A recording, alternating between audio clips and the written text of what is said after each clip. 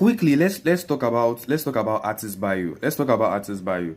Now, a lot of times, first of all, I want visual artists to understand that most of the galleries in Nigeria do not engage art editors or even art writers for most of their projects. I can count like 2 galleries that I know who have employed me as art editor or art writer on their project, in terms of like overseeing the layout, the formatting, the editing of the contents of the art catalogs, right? So most of the galleries don't do it. So the least that visual artists can do is, kind of like do the basic principles right. I'm not saying it as a disrespect to anybody, but do the basic principles right. So basically, how do you write your artist bio? How do you write your artist bio?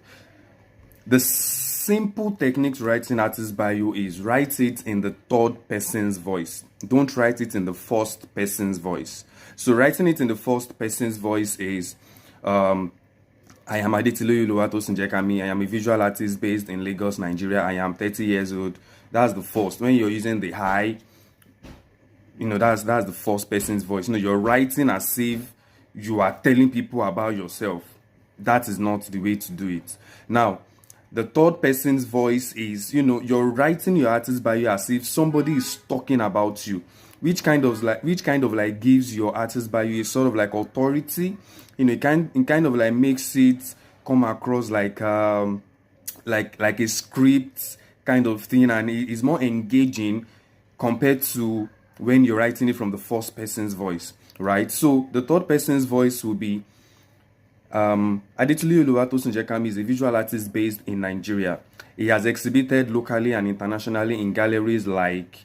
Adetiloyu is a popular Nigerian artist who has been featured in exhibitions like, third person's voice, not the first person's voice. So, and now this also boils down to unity in content. So a lot of times you see catalogs and there's no unity, because the curator now has to do an extra work that he most likely hasn't been paid for, which is overlooking sometimes 100 exhibiting artist bio, and to also save the gallery the cost of employing like an art writer or art editor, extra money. Sometimes that is why galleries turn down including some artists in their exhibitions, because they feel like the basic principles, the artists cannot even fix it. So we have to pay somebody an extra to get that done. So I mean this with all respect, no disrespect to anybody. Send me more questions at Adetiloyu Oluwatosin-Jekami.